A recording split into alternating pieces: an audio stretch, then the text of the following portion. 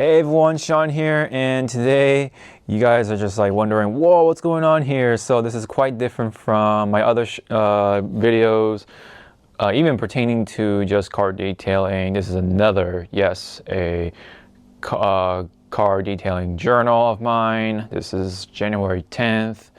Gotta make it like a journal, right? So, so it's been, a couple days, almost a week since we did the attempt of the spotless rinse, or try out the system, see how it goes, but didn't quite succeed because I'm not gonna like explain everything. But basically, the filter for this was incompatible. I should have been more careful about that. But not only we're doing a journal, but in the journal, we are going to unbox some more stuff. So pretty exciting. But the obvious one here is this camera on my head, actually, which is the GoPro 9 Black. So I just got this recently for about 200 bucks, just more or less. And I was able to get a memory card with that, of course, 256 gigs, that little tiny micro SD, rated for these type of applications. So definitely we are ready for these type of videos. So pretty excited, and I'm also wanting to test the battery life on it, and I'm likely gonna get the charger and the 2 extra batteries that come with that, the Enduro GoPro battery. So I'll likely get that sometime, probably either later in January or in early February. So, but for right now, we're testing out the battery on this GoPro for right now. That came with it. So let's go ahead and open up this baby right here. This just came in from today. And this is, yes, the Rag Company Liquidator 20x24 drying towel. So I think we are supposed to, pre-wash recommended before first use. So we're supposed to clean this up before we actually, go ahead and use that. Probably to make sure, there's no like, I don't know, maybe like little oils or dust or anything like that somehow got onto this. So it just makes, I think it also like kind of activates the microfiber, especially once you dry it. Definitely, gets it going. It's almost like breaking it in, I guess you could say. But yes, I got the liquidator now, along with the Twistress, the two Twistress towels. They're like the mini drying towels I've been using, but I kind of wanted extra more drying power, so that's why I got more Rag Company towels. So very much excited and happy that I have this now in my arsenal. So let's go ahead and like get a feel of it, right? And this is going into the washer, the washer anyway, so might as well just give it a go. So let's go ahead. Oh, nice. It's very thick, that's for sure. Very thick towel. It's got gray on one side, blue on the other. Yeah, it does definitely feel like a pretty hefty towel for sure. I will definitely be using this one. I also got this towel right here. I just washed this for the pre-wash. This is the drying towel that you get from Harbor Freight. It's the green and gray one. I forget what it's called. It's just like an ultimate drying towel, or whatever you call it, for cars.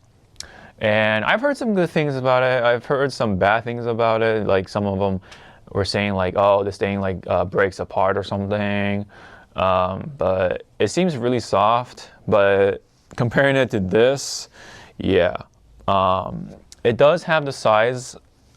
It does win over this for size, but definitely when it comes to, let me adjust the camera a little bit. But yeah, when it comes to drying power, so to say, I definitely feel like this would win it, of course.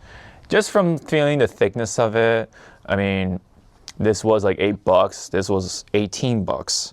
So, you can't really help it, right? So yeah, I'm definitely going to get this pre-washed. Hopefully by the time I do get around to my routine car wash next time, because this week is not car wash week, or this coming weekend is not car wash weekend. I'm going to do something else, which is to work on this filter system once again to get it all tested and stuff like that. So I'm going to just go ahead and get this probably here. I'll just go back and put it maybe in here for right now if I can. This is a really thin bag that came with it. A little disappointing that it doesn't come with a resealable bag, but we'll have to do with what we have. Let me just go ahead, get that in there. How are we on battery life? We're already at 85%. I don't know how long it's been right now. Yeah, so 6 minutes. We were starting at 94.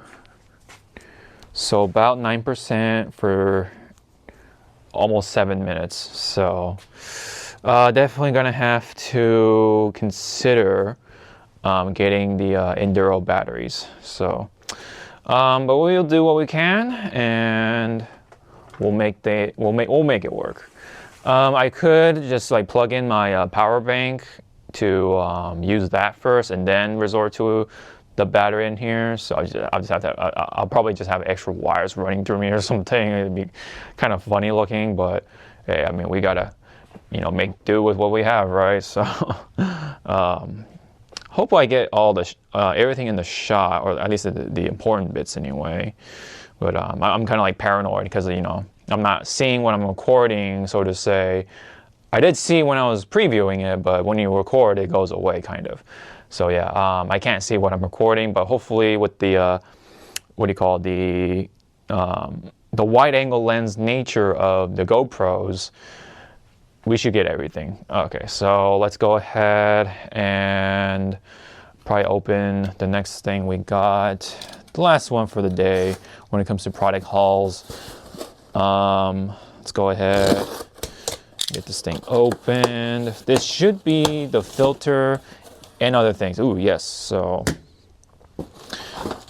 this is the resin right here, the color changing resin that does work with the water deionization system. So yes, this does change in color when it gets burned out or whatever. This does have cation and anion resins. So this is a mixed resin bag. So I guess you could say it's a mixed bag, but in a good way, hopefully. And let me see. So replace when changes color completely. So you definitely want to do that when it's completely brown, not so much when it's like half brown, half blue or whatever, or half dark bluish. Kind of like this right now, if you guys can see that. Move up a little bit, but yeah. It's already changing color halfway for this one. A third of it is happening here-ish, so. But hopefully that will change once we get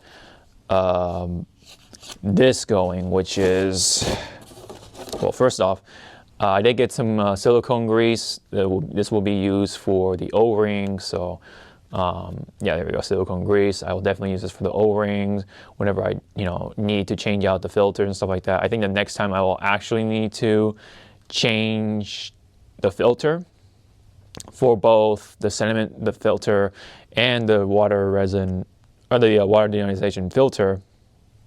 I will apply this. So yeah. But yeah, this is the resin. This is what it looks like. It comes in a special bag. It's like vacuum sealed, so you definitely want to be careful with it because resin does have some sort of expiration to it. So you definitely want to be careful with that. I believe this should fit 2 filters, so to say. So yeah, hopefully we can fill this up. If not, that'll be a little annoying, but. Spilled milk, whatever. I'm sure it'll work out. So, but yeah, I will definitely open this when I actually need to and stuff like that. And then this supposedly should fill up 2 filters. They say it's 2.5, but I hope to fill up 2 filters with this because I'm gonna really pack it in. So you definitely want to do that because if you don't, some of the water will go through and that's not gonna work. So yeah, that is not ideal. So we'll put that to the side and we'll put the silicone grease somewhere up there. And then the last thing is, yes, the Pure Plus sediment and carbon filter. This is what we're looking for. I actually read it and it should be compatible with the filter that we are working with. So this is what it looks like with the bubble wrap. And it does have the gaskets. That's the most important part, I think. Our filter is the GE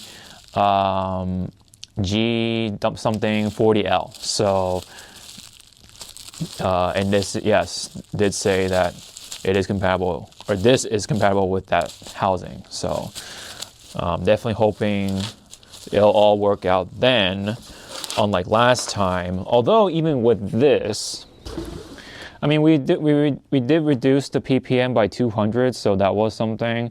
So hopefully with the new filter, bring it down to maybe 100 or something. That's what I'm expecting anyway.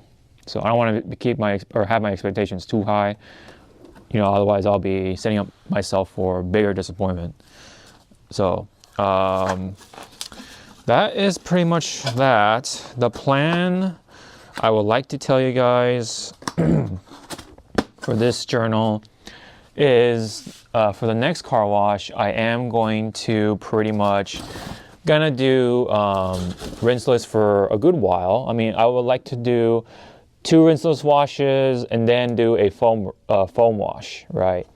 So that means, in theory, that should be 1 foam rinse per season, right? If my math is right. I mean, I just did a quick math in my head, so please correct me if I'm wrong. But I think because, so let's say I do the 2 washes in January. So 2 rinseless washes, that's January. February will be 1 foam wash, right? And then let me see. So, well, forever, yeah. So yeah. Anyway, so February we'll have the foam wash, and then the rest of it will be rinseless, and then somewhere in March will be a foam wash, more rinseless after that.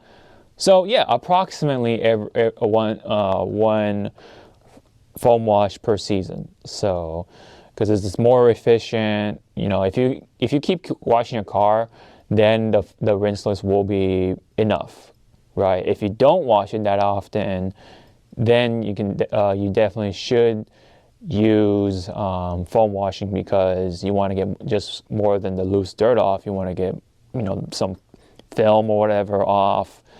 I mean, maybe rinseless can do it too, but you want to make sure.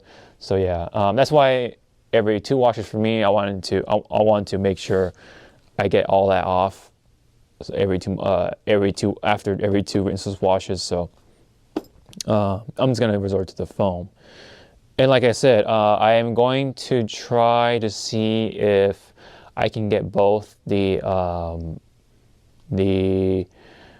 whatchamacallit, the Meguiar's Hyper Wash, I think it was, or Hyper Foam, and the Superior Products Cherry Foam Soap thing. I think it's called a brush foam because I think it's meant for the car wash, especially when you buy it in like bigger quantities. So that will be interesting to compare with each other. It will definitely be a non-scientific test. It's not going to be perfect, of course. I think I'll be looking more towards like how much it foams, because both of them are pH neutral soaps. So I think the cleaning power will be very similar. But we'll see. I mean, we'll see if like we see like that browning you see on the ground. when the foam drips. So we'll see about that. But I think in this test, we'll see which foams more. Because, I mean, you know, to each their own. I prefer a thicker foam, so that's what I'm going to be looking for. But yeah, I'm going to be testing that hopefully in a video with a dilution ratio of quote unquote 1 to 30 or 30 to 1. So which means 29 ounces of water and 1 ounce of product.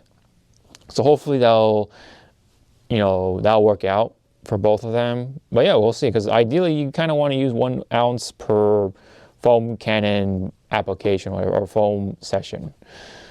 Kind of like with Incredible Suds. If they both kind of fail, then I may resort to Incredible Suds being my go-to foam washing soap, especially with the foam cannon. That is pretty much essentially the plan for the future already. But I'm definitely going to swap this filter out in here, probably dump out the water, and then, or maybe keep the water. I'm not sure, but probably keep the water just so it prevents any possible molding or whatever. I think. Anyway, I don't know what I'm saying. Anyway, so that is essentially all like the important bits I wanted to get out. I mean, I don't think there's anything else I have to share or anything like that. I just would like to, tell you guys that, what's coming up and stuff like that, which is going to be me testing the, what do we have for a battery? So 71%, and we're at almost 20 minutes roughly. So sorry, someone was walking by. So anyway, so one more major thing I was gonna say was that, what do I plan to use the water deionization for? I'm kind of like juggling around with the idea, and I think one idea is obviously rinsing it, right? Like the spot-free water, I'm just gonna just douse my car with it. But when you do that, even if it is deionized, you definitely want to have some sort of like lubrication. So when you dry your towel or dry with your towel, because just water and towel don't mix, right? Because water is pretty abrasive. Even if all the stuff is taken out, it's still a risk. So you definitely want to have some sort of lubrication to make sure you don't mar up your car or swirl up your car.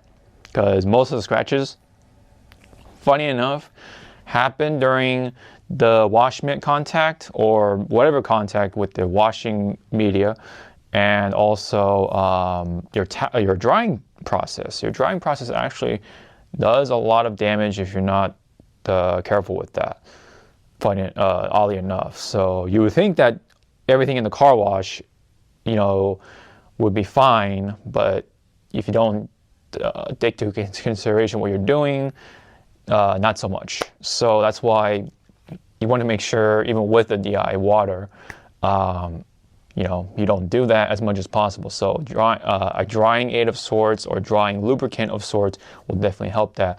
And it actually helps more ways than one, because it could be like a wax spray, or it could be some sort of sealant spray, or some sort of like protection type of spray that adds the lubrication and protection. So you're kind of like almost doing drying and protecting application in one step. So it actually is beneficial if you look into drying aids and stuff like that, and drying lubricants and all that stuff. Luckily though, with the rinseless, right? When you're using rinseless as your main wash, and if you leave it on your car after your contact washing, it actually becomes, it's so lubricant that the lubricity is enough for drying without worrying about it. So I don't know. I may just use this DI water to mix with the rinseless wash, and that will make sure that there's nothing being left on the surface.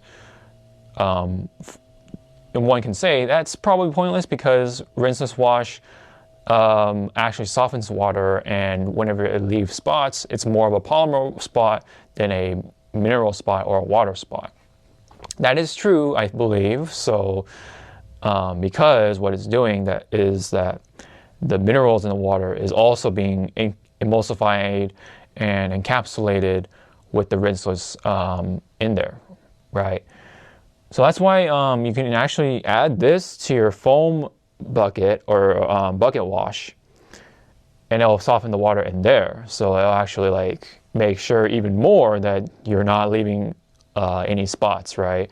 Reducing greatly with the spotting. But you know, with DI water, now yeah, I could just leave it there to dry, but I heard doing that over time will leave a film or so of sorts. So you don't exactly want to do that often. You know, you only do that when you have very little time, I would say, which for me, I have enough time. So, and you know, I kind of want to make sure. I want to kind of be a little anal about that. So that's why the rinseless would make sure that even if minerals are starting to go through the DI filter, that the ONR will take care of that. And by that time, I'm like, oh, it's time to change the filter or whatever.